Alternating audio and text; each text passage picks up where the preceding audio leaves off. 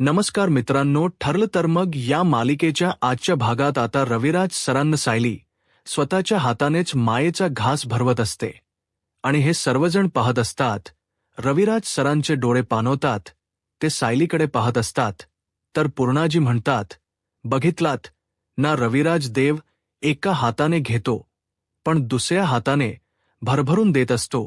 एक लक्षात ठेवा, रविराज तन्वी कशी का वागेना, परंतु सायली तुमच्यावर असणारं प्रेम कधीच कमी होऊ देणार नाही. तिच्या तुमच्यावर खूप प्रेम आहे आणि ती तुम्हाला कधीही एकटं सोडणार नाही. तर आता कल्पनात ताई म्हणतात, खरं आहे भाऊजी, सायली तुम्हाला कधीच अंतर देणार नाही. ती तुम्हाला कधीच एकटं पडू देणार नाही. रविराज सर सायलीच्या गालावर हात ठेवत सायलीला म्हणतात की हो, अगदी खरं आहे सायली, तूच आहेस माझी लेक. म्हणतात ना, सगळीच नाती ही रक्ताची नसतात, ही नाती सुद्धा खूप महत्वाची असतात आणि त्यातीलच तुझं आणि माझं असणार बाप लेकीच नातं, ते नेहमी जपण्याचा मी नक्कीच प्रयत्न करेल. सायली, खरंच अगदी मनापासून सांगतोय, तू माझी लेकच आहेस. आता सायली रविराज सरांना म्हणते, हो ना, मग मला एक शब्द द्याल, कधीही खचून जाणार नाहीत, द्याल ना मला वचन. रविराज सर सायलीचा हातात घेतात आणि म्हणतात, दिलं वचन, मी खचून जाणार नाही. मला माहीत आहे गेली 22 वर्ष मी असाच खचून गेलो होतो, तडफडत होतो, परंतु माझ्या घरात जन्माला आलेल्या त्या राक्षसाला आता मला तडफडताना पाहायचं आहे. मी 22 वर्ष तडखडलो ना, मग आता पुढची 22 वर्ष तो कसा तडखडेल यासाठीच मी नक्की प्रयत्न करीन. नाही खचून जाणार, नको काळजी करूस. असं म्हणत शेवटी सायलीने आता संपूर्ण घराला आधार दिलेला असतो. या सगळ्यातून सगळ्यांना बाहेर काढण्याचा प्रयत्न केलेला असतो. आता सायली आणि अर्जुन त्यांच्या रूममध्ये निघून जातात तर सायली म्हणू लागते, मला तर सुमन काकूंची काळजी वाटत आहे. इतकं सगळं घडल्यानंतर त्यांना या सगळ्याचा किती त्रास होत असेल. त्या अजूनही घाबरले आहेत. नागराज काकांचा खरा चेहरा समोर आल्यानंतर त्यांनी आतापर्यंत नाटक केलं, परंतु आतापर्यंत त्यांना किती त्रास सहन करावा लागला असेल याचा विचारही करवत नाहीये.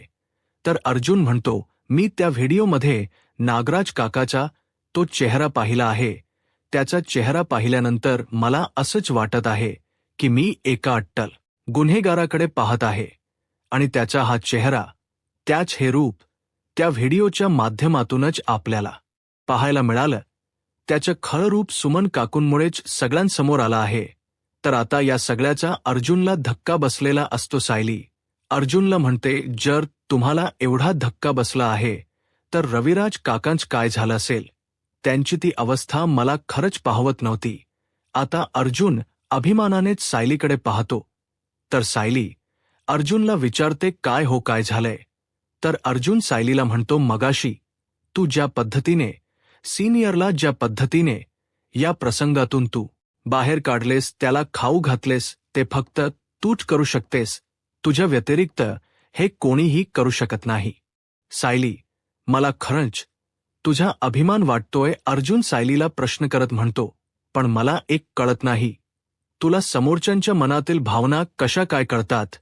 तर सायली म्हणते, त्यासाठी प्रत्येकाच्या मनापर्यंत पोहोचावं लागतं आणि मी सुद्धा तेच करते. मी तुम्हाला म्हणालेला की माझ्या ख्या आई वडिलांना मी कधी पाहिलं नाही, पण ते जर असते तर नक्कीच रविराज काका आणि प्रतिमा आत्यांसारखेच असते. मी ज्यावेळी या दोघांकडे पाहते ना, त्यावेळी मला असं वाटतं की माझे आईवडीलच समोर आहेत. मग जर माझे आईवडील असते तर मी त्यांच्याशी ज्या पद्धतीने वागले असते त्याच पद्धतीने मी रविराज काका आणि प्रतिमा आत्याशी वागते, एवढंच, बाकी काहीच नाही. आता सायलीने एवढी सहज नात्याची व्याख्या सांगल्यानंतर अर्जुन तीच कौतुक करत म्हणतो, खरंच सायली, तू सोपं आहेस. म्हणजे एखाद्याला एखाद्या अशा प्रसंगातून कसं बाहेर काढायचं याची कला तुला अगदी बरोबर अवगत आहे. म्हणजे ते तुलाच जमू शकतं, बाकी कोणालाच नाही. पण खरं सांगू का, मी खरंच खूप लकी आहे की मला तुझ्यासारखी लाईफ पार्टनर मिळाली आहे आणि मी तुला नेहमीच जपून ठेवेन. आणि सगळ्यात महत्त्वाचं म्हणजे तू सिनियरला ज्या पद्धतीने या सगळ्यातून बाहेर काढल ना. त्यानंतर मी पुन्हा एकदा तुझ्या प्रेमात पडलो आहे, म्हणजे तुझ्यावर माझं असणार प्रेम कधी कमी होतच नाही. तर तुझं हे वागणं आणि सगळ्यांना आपलंसं करणं याने प्रेम दिवसेंदिवस वाढत जातं एवढं मात्र नक्की. आता सायली आणि अर्जुन एकमेकांकडे पाहू लागतात. तर दुसऱ्या दिवशी सकाळी नेहमीप्रमाणे सगळ्यांना वेळेवर नाश्ता मिळावा यासाठी सायली आता किचनमध्ये कामाला सुरुवात करते. प्रतिमा आत्या पाहतात तर सायलीची किचनमधल्या कामांना सुरुवातही झालेली असते. प्रतिमा आत्या अभिमानाने सायलीकडे पाहत असतात तर सायली आवाज देत म्हणते, बसा ना प्रतिमा, आत्या मी तुमच्यासाठी चहा घेऊन येते. असं म्हणत सायली आता प्रतिमा आत्यांसाठी चहा घेऊन येते. तर प्रतिमा आत्या सायलीला म्हणतात, सायली मला तुला थोक्स म्हणायचं होतं. सायली विचारते, कशाबद्दल? तर प्रतिमा आत्या म्हणतात, यांना तू ज्या पद्धतीने काल या सगळ्या प्रसंगातून बाहेर काढलेस ना, त्यासाठी माझ्याकडे तर शब्दच नाहीयेत. मी तर यांना पहिल्यांदाच एवढं खचलेलं पाहिलं, पण तू त्यांना सावरलं, त्यांना खाऊ घातलं आणि या सगळ्या प्रसंगातून तू त्यांना अगदी अलगदपणे सावरलेस. सायली खरं सांगू का, हे सगळं काही मला नाही जमलं असतं, पण तू ज्या मायेने त्यांना समजावलं त्याबद्दल मला तुला थोक्स बोलायचं आहे. सायली म्हणते, प्रतिमा आत्या आपल्या माणसांना कोणी थोक्स बोलतं का? आणि सगळ्यात महत्त्वाचं म्हणजे रविराज काका मला मुलगी मानतात ना, मग एक मुलगी म्हणून मी माझं कर्तव्य पार पाडलं आहे, बाकी काहीच नाही. त्यामुळे प्लीज असे आभार वगैरे मानू नका. तर प्रतिमा आत्या सायलीला म्हणतात, तू तर मानलेल्या नात्यांची किंमत ठेवतेस सायली, आणि ज्यांच्याशी रक्ताचं नातं आहे त्यांनी काय केलं बघ. असं म्हणत प्रतिमा आत्यांना ते सगळे प्रसंग आठवत असतात. आणि त्याचवेळी कल्पनाताई त्या ठिकाणी येतात. कल्पनाताई पाहतात तर प्रतिमा आत्या शांतच असतात आणि म्हणूनच कल्पनाताई त्यांच्या खांद्यावर हात ठेवत त्यांना म्हणू लागतात, काय झाले प्रतिमा? तर प्रतिमा आत्या म्हणू लागतात, जिने तिच्या नव्याला ढसाढसा रडताना पाहिलं आहे त्या बायकोची अवस्था काय झाली असेल हे मी शब्दात नाही सांगू शकत. आणि कल्पना हे तर आता आमच्या आयुष्यभराच दुःख आहे. तर कल्पनाताई म्हणू लागतात, हे बघ प्रतिमा, असा विचारही करू नकोस, सगळं काही ठीक होईल. आणि नागराज भाऊजीने जे काही केलं आहे त्यांच्या कर्माची, त्यांच्या गुन्ह्याची शिक्षा त्यांना मिळणारच आहे. त्यामुळे तू एवढा विचार नको करूस आणि स्वतःला त्रास करून तर अजिबातच घेऊन नकोस जाऊ देत ना. तो विषय हेही मनात आणू नकोस बरं. तू इथे बस, मी आणि सायली नाश्त्याचं बघतो. तर त्याचवेळी प्रतिमा त्या म्हणतात, नाही कल्पना थांब, अगं मी आणि सायली आज नाश्ता बनवतो. कित्येक वर्षानंतर पुन्हा एकदा या किचनमध्ये वावरत असताना पूर्णाईची शिकवण आठवते. पूर्णाईने याच किचनमध्ये मला जेवण बनवायला शिकवलं होतं. त्यामुळे पुन्हा एकदा या किचनमध्ये वावरताना खूप बरं वाटतं. आणि म्हणूनच सायली आणि मी आजच्या नाश्त्याच बघतो. असं म्हणत प्रतिमाहत्या सायलीला म्हणतात, चल सायली. आता सायली आणि प्रतिमाहत्या दोघेही किचनमध्ये नाश्ता बनवण्यासाठी जातात. तर दुसरीकडे पाहायला मिळतं, तुरुंगात अगदी नागराज काका शांत पडलेले असतात. आता महिप्त शिकरे त्यांना आवाज देत उठवतात आणि म्हणू लागतात, काय रे नाग्या, माझ्या प्रेमात वगैरे पडलास की काय? तर नागराज काका म्हणतात, तुझ्या आणि प्रेमात? अरे तू तर माझा दुश्मन आहेस. दुश्मन? तर महिपा शिकरे म्हणतात, नाग्या अरे चुकतोयस, तुम्ही नाहीये तुझा दुश्मन. अरे तुझी बायकोच तुझी दुश्मन आहे. अरे तू काय म्हणत होतास? माझी बायको अर्ध्या डोक्याची आहे, अर्धन मेंडूक आहे, तिला कवडीचीही अक्कल नाही. अरे पण त्याच तुझ्या बायकोने शेवटी तुला दगा दिला. तिनेच तुझा व्हिडिओ बनवला आणि शेवटी त्या सुभेदारापर्यंत पोहोचवला. असं म्हणत महिपा शिकरे हसू लागतात. तर नागराज काका म्हणतात, अरे वाह, या तुरुंगात बसल्या बसल्या सगळ्याच खबरी असतात तुला. तर महिपा शिकरे म्हणतात, नाग्या, आपण तशी माणस सांभाळून ठेवले आहेत, तुला साधी तुझी बायको सांभाळता आली नाही. असं म्हणत महिपा शिकरे नागराज काकांना चांगलाच टोमणा मारतात. आता नागराज काका रागानेच महिपा शिकरांकडे पाहत असतात. तर दुसरीकडे सुभेदारांच्या घरी आपल्याला पाहायला मिळतं. रविराज सर पुन्हा एकदा आपल्या केसच्या फाईल चेक करत असतात. सगळा अभ्यास पुन्हा एकदा करत असतात. तर त्याचवेळी अर्जुन त्या ठिकाणी येतो आणि रविराज सरांना आवाज देत म्हणतो, सीनियर, अरे हे काय आहे? हे तर तुमच्या अपघाताच्या फाईल आहेत ना? मग फक्त ते पुन्हा का तू बघत आहेस?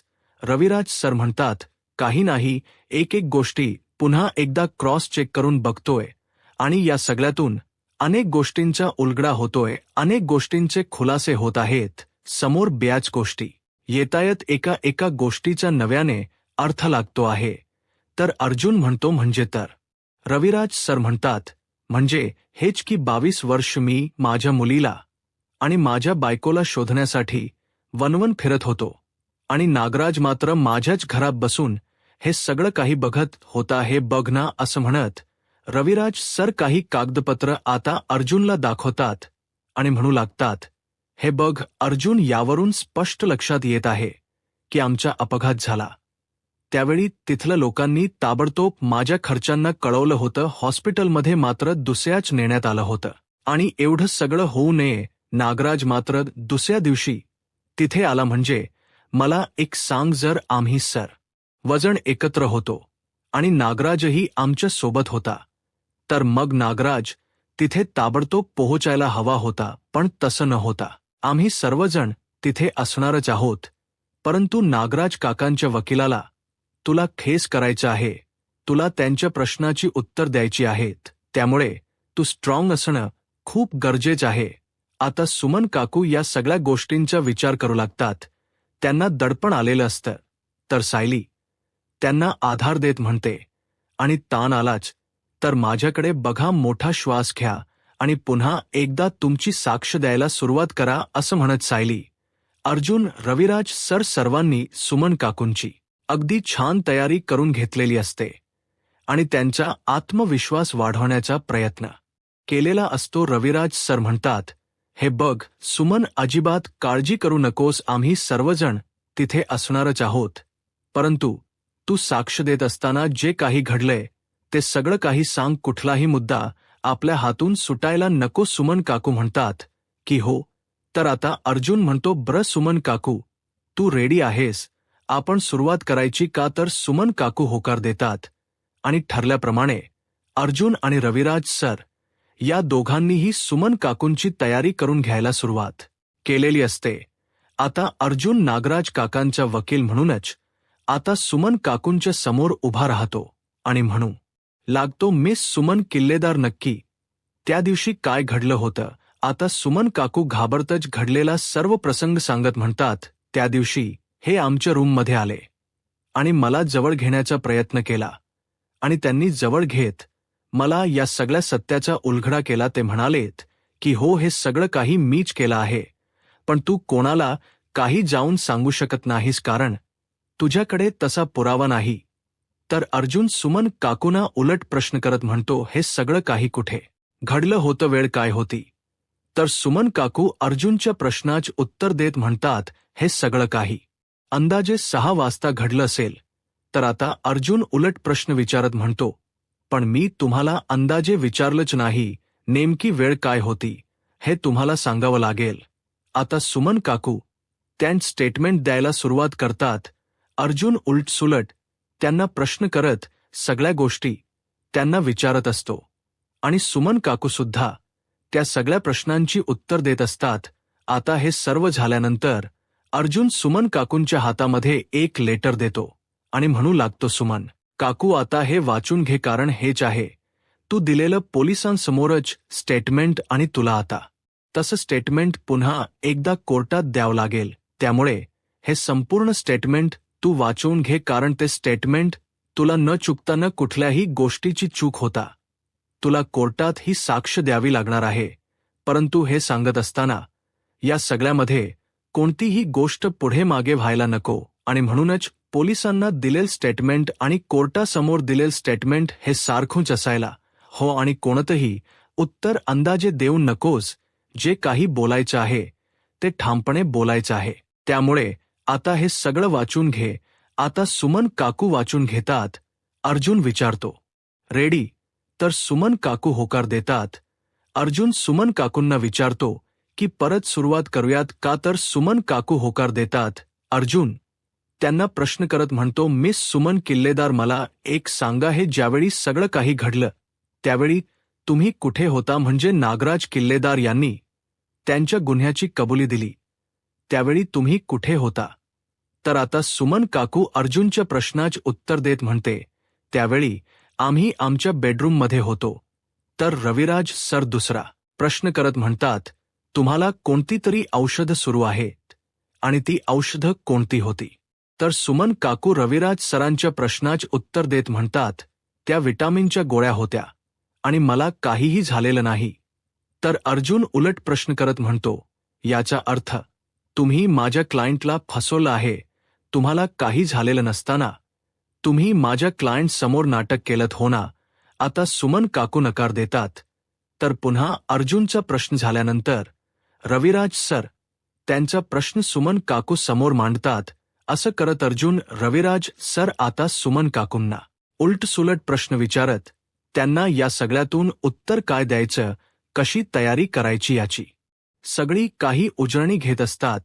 आता अर्जुन आणि रविराज सर यांची उलट तपासणी चालू असताना सुमन काकूंना धाप लागते. त्यांना या सगळ्यातून थकवाचं नव्हतं. सायली म्हणते, नाही सुमन काकू, आपल्याला थकायचं नाहीये. तुम्हाला जर त्रास होत असेल तर थोडा वेळ शांत व्हा, पाणी प्या आणि पुन्हा एकदा तुम्ही तुमची साक्ष द्यायला सुरुवात करा, कारण आपल्याला आता या सगळ्यातून माघार घ्यायची नाहीये. त्यामुळे आता लढायचं आहे, रडायचं नाही. आता कोर्टात कसं स्टेटमेंट द्यायचं हे सायली सुद्धा सुमन काकूंना समजावत सांगत असते. सायली सुमन काकूंना म्हणते, आपण बोलत असताना डोक शांत ठेवायचं आणि शांत डोक्यानेच आपल्या समोर असणाऱ्या वकिलांची आपण त्यांच्या प्रश्नाची उत्तर द्यायची. नागराज दुसऱ्या दिवशी मला पाहण्यासाठी आला होता. हे कसं शक्य आहे सांग ना, आणि हे बघ ना, या ज्या नोंदी आहेत, असं म्हणत आता रविराज सर एक एक डॉक्युमेंट अर्जुनला दाखवत असतात. आणि ज्यावेळी अर्जुन आणि रविराज सर ते सगळे डॉक्युमेंट पुन्हा एकदा चेक करतात त्यावेळी त्यांना या गोष्टीचा खुलासा झालेला असतो की हो, खरंच हे सगळं काही नागराज काकांनीच केलेलं आहे. आणि या सगळ्यामुळे रविराज सरांना खूप त्रास होत असतो आणि रविराज सरांचा त्रास पाहून अर्जुनला खूप वाईट वाटत असतं. तर दुसरीकडे जेलमध्ये महिप्त शिखरे नागराज काकांना म्हणतात, काय मग नाग्या, आतापर्यंत तूच म्हणत होतास ना की माझी बायको मूर्ख आहे, पण त्याच मूर्ख बाईने तुला थेट इकडचा रस्ता दाखवला आहे. काय रे नाग्या, आतापर्यंत माझ्या समोर शहाणपणा करत होतास ना, काय ती माझ्या समोर नाटक करत होतास? महिप्त, माझ्या लाडक्या सुमनला कुठे ठेवले सांग ना? माझ्या सुमनला का त्रास देतोयस? तुला तुझ्या मेलेल्या मुलीची शपथ आहे. माझी सुमन कुठे आहे? तू माझ्या सुमनला का किडनप केलेस? काय रे नाग्या, माझ्या मुलीची शपथ घालत होतास का? पण माझी मेलेली मुलगी तिथेच आहे, पण तू मात्र आता आयुष्यभर जेलमध्ये सडणार आहेस. आता तुला कोणीही वाचवणार नाही, कोणीही बाहेर काढणार नाही, तू असाच सडणार आहेस. आता मात्र महिप्त शिखरेचे हे शब्द ऐकल्यानंतर नागराज काकांना खूप राग येतो. ते महिप्त शिखरेंच्या अंगावर धावून जाण्याचा प्रयत्न करतात, परंतु त्यांना या गोष्टीच भान नसतं की आता आपण तुरुंगाच्या चौकडीत आहोत. नागराज काका खूप चिडलेले असतात. ते महिप्त शिखरेंना म्हणतात, महिप्त, तुझं तोंड बंद ठेवायचं. मी इथे जेलमध्ये सडतोय, मग तू काय करतोयस? तू काय इथे दारू ढोसायला आलायस का? तर महिपा शिकले म्हणतात, तेही करणार, कारण माझी नियत साफ आहे. मी माझ्या काही भावाच्या जीवावर उठलो नव्हतो. तर नागराज काका म्हणतात, हे सगळं काही मी एकट्याने केलं नव्हतं. या सगळ्यामध्ये तुझीही मला साथ होती, तू सुद्धा सामील होतास. तर महिप शिखरे म्हणतात, ते तर सगळ्यांनाच माहीत आहे. नागराज काका म्हणतात, मग जे माहीत नाही ते तोंड उघडून सांगू का? सगळ्यांना बोलू का मी? तुला काय वाटले महिप शिखरे? मी इथे जेलमध्ये आहे म्हणजे मी शांत बसणार आहे का? अरे, मी इथे जेलमध्ये असलो ना तरी सुद्धा मी तोंड उघडू शकतो. संदीप अपार्टमेंट गार्डन्स समोर पत्ता कोणाचा आहे सांगू का? आता मात्र महिप्त शिखरे शांतच होतात, कारण नागराज काकांनी आता जो पत्ता बोलून दाखवलेला असतो तो साक्षीच्या घराचा असतो. आणि म्हणूनच आता महिप्त शिखरे काहीच बोलत नाहीत. आता महिप्त शिखरे शांत आहेच. आणि याचाच फायदा घेत नागराज काका म्हणू लागतात, सांग कोणाला सांगू? त्या किल्लेदारला सांगू की अर्जुनला सांगू की एक काम करतो ना, त्यापेक्षा इन्स्पेक्टर सावंतलाच सांगतो. आता मात्र महिप शिखरे काहीच बोलत नाहीत. नागराज काकांना सर्व सत्य माहीत असल्यामुळे आपल्या साक्षीच्या जीवाला धोका आहे हे महिप शिखरेंना चांगलंच माहीत असतं. तर दुसरीकडे पाहायला मिळतं की आता रविराज सर ज्यावेळी सर्व डॉक्युमेंट चेक आहेत, अर्जुन म्हणू लागतो. आणि सुमन काकू सगळ्यात महत्त्वाचं म्हणजे तिथे नागराज काकाला बघितल्यानंतर तुला थोडी भीती वाटेल आणि नागराज काकाकडे बघून तुला स्टेटमेंट देता येणार नाही. आणि तसं जर होत असेल तर तू नागराज काकाकडे पाहूच नकोस.